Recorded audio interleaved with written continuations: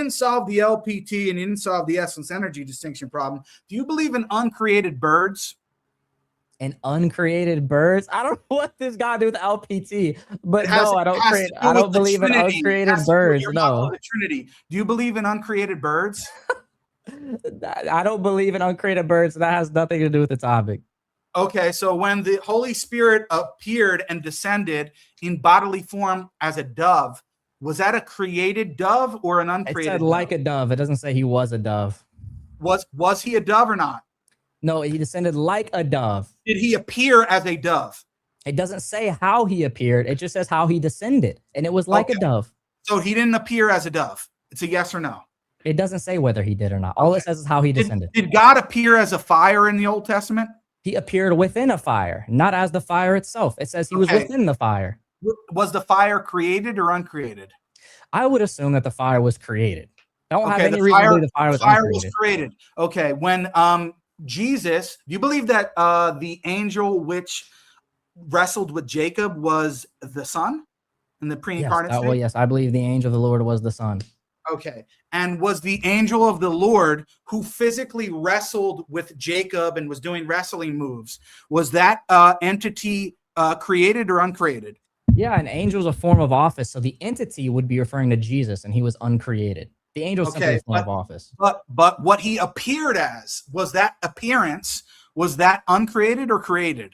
Yeah, appearances, how he appears is a manifestation of the uncreated. Was that manifestation created or uncreated? Yeah, the manifestation itself was uncreated, but manifestation itself was created. What? Repeat that again. The manifestation itself, who appeared within it, is uncreated. So who appeared within it is uncreated. The manifestation itself is created. Okay, so the manifestation itself was created. So there was something created with respect to the wrestling of the angel. Yes, meaning that the manifestation was not eternal. Man, you're going to be in trouble with Jay Dyer. He's going to have to teach you your theology. Jay Dyer fallacy, Bo Branson fallacy. One minute. So now we're going to get to, what about the fire at Pentecost? Was that created or uncreated? It doesn't say. What do you believe? I don't have a specific belief. It doesn't say. It doesn't say. So you don't know if it's created or uncreated. Doesn't say. Why would I make an assertion one way or the other? Okay, so you don't know. Yeah, because it doesn't say. What are we talking about? If you actually read Orthodox theology, you would know that they say that it's uncreated. Oh, like who? So, So let's go back. The Theophanies are not a created effect. They're really God in time and space. So you're trying to link the Theophany with a created effect, and it's not the same. And that's because creating is not the same thing as manifesting in time and space. They're two different things, two different actions. So that's why you can't make this a one-to-one correspondence. The Theophany is the second person of the Godhead in time and space, acting and doing. There's no creation or human nature there. It's the second person of the Godhead, manifesting in time and space, energetically, doing things. And he's fully divine. There's nothing at all about this that is a creature. For example, theophanies do not have a created effect. The transfiguration is not a created effect. There is nothing about the theophany that's created. Nothing. The theophanies are not created effects. They're really the second person of the Godhead. You could have it with one. But there's nothing about the theophanies that are created effects. That's the point. Where in any of that is the creature? So, do you understand that the problem? Hold on, let's rewind. Let me rewind before we do that. You are equating everything that God does as one type of thing. And so you're trying to say that because of, for example, creation having a created effect, anything that God does in time and space must have a created effect. And I'm saying, no, that's a non sequitur, because the theophanies do not have a created effect. They are really the uncreated energies of God doing specific, unique things in time and space. Why is that hard to accept? When Jesus is wrestling with Jacob, okay? The second person of the Godhead is there in some kind of theophanic manifestation, wrestling with Jacob in time and space, right? So they're wrestling. Jesus is doing these actions to wrestle. It's really happening in time and space. There's no creature there. I mean, obviously Jacob is a creature, but I'm saying that the Logos himself wrestling is not a creature. And when he like moves to, like do a move or like whatever wrestling he did, like a body slams Jacob or something, right? That's all uncreated energy and power there. There's no creature there at all. Like, where in this action or event or series of events are you getting there's a created effect? Let's say he has flesh or something. That's not no. We don't know how do you understand that the Theophanies are worshipped, right? Why do we have to keep going back? The Theophanies are called God. God's not a creature. Hold on. Can I say one thing? Sure.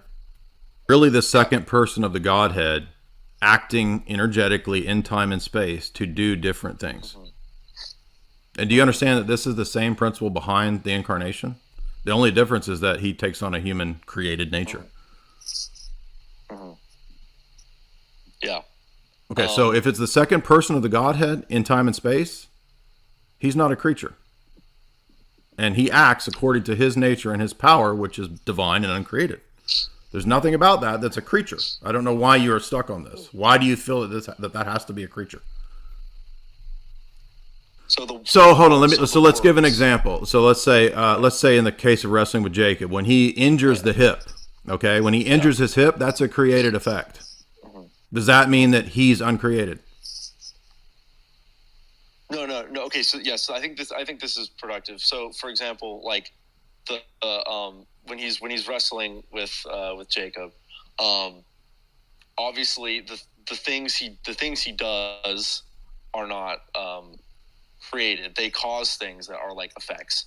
But I guess why isn't like the substance of his body, that the sort of form that he appears in? Because he's worshipped, and God doesn't have a created form that he's worshipped in.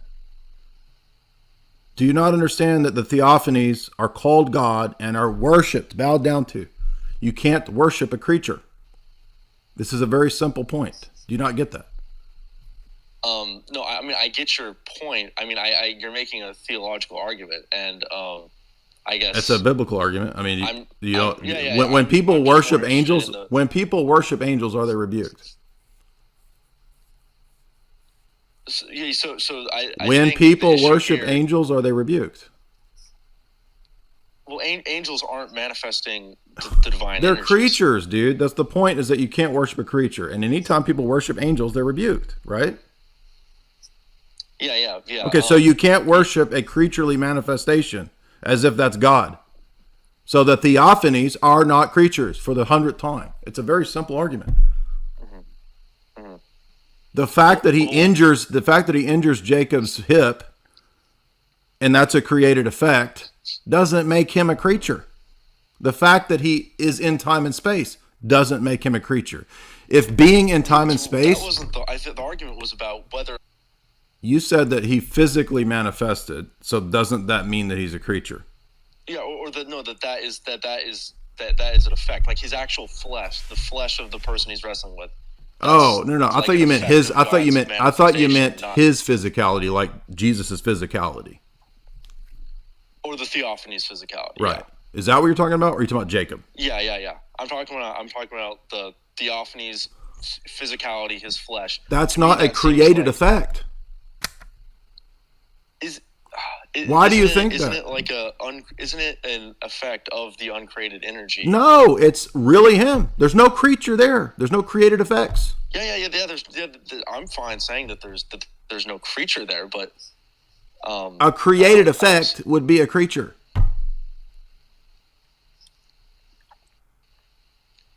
The only created effect in this event is the screwed up hip. That's a created effect of the action of God's uncreated wrestling. The wrestling is an uncreated action. Does that help?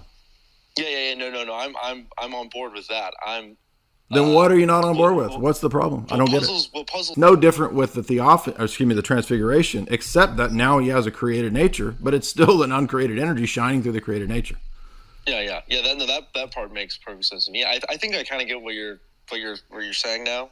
Jesus didn't. It's not a hologram. He didn't take on because he appears as different things, right? So, for example, he appears as the cloud and the fire in the Exodus, right? The tongues of fire at Pentecost are not created fires. It's not a bunch of people doing, holding up their, matchbox at their lighters at the concert. That's not what Pentecost was. Pentecost is an uncreated fire that falls upon the apostles. So these are theophanic, energetic manifestations. They're not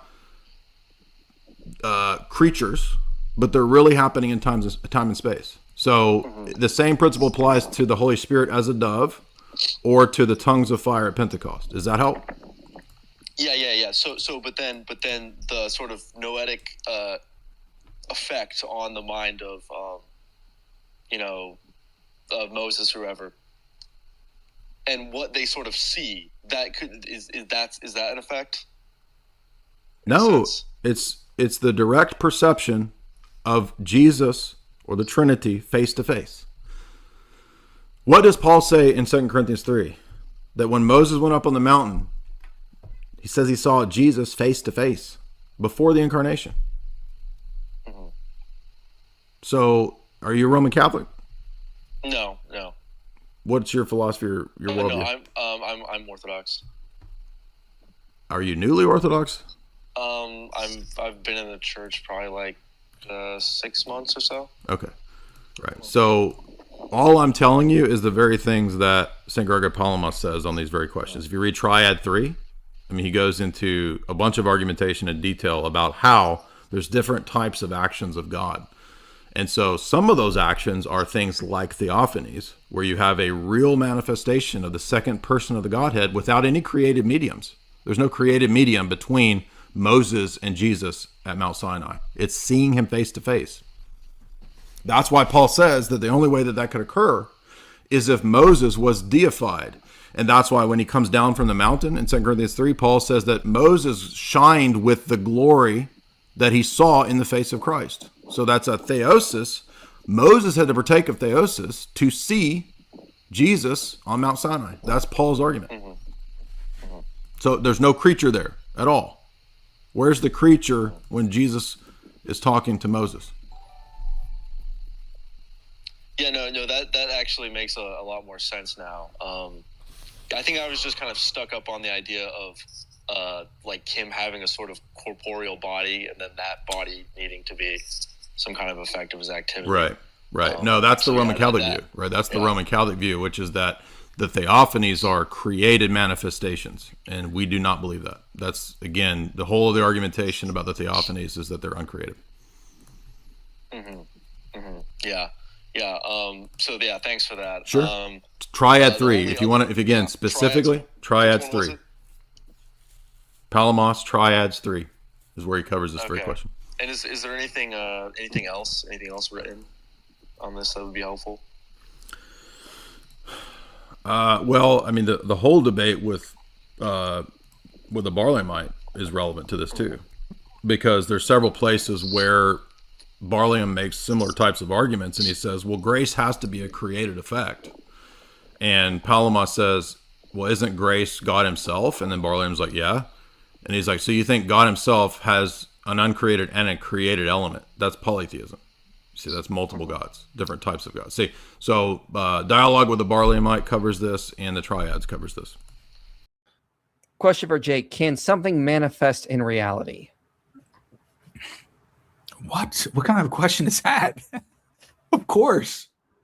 That means manifestation isn't the same thing as reality. Good question, Chris. That wasn't the question, buddy. Dude, I'm telling you, you're gonna have a big problem with the Eastern Orthodox. We'll see.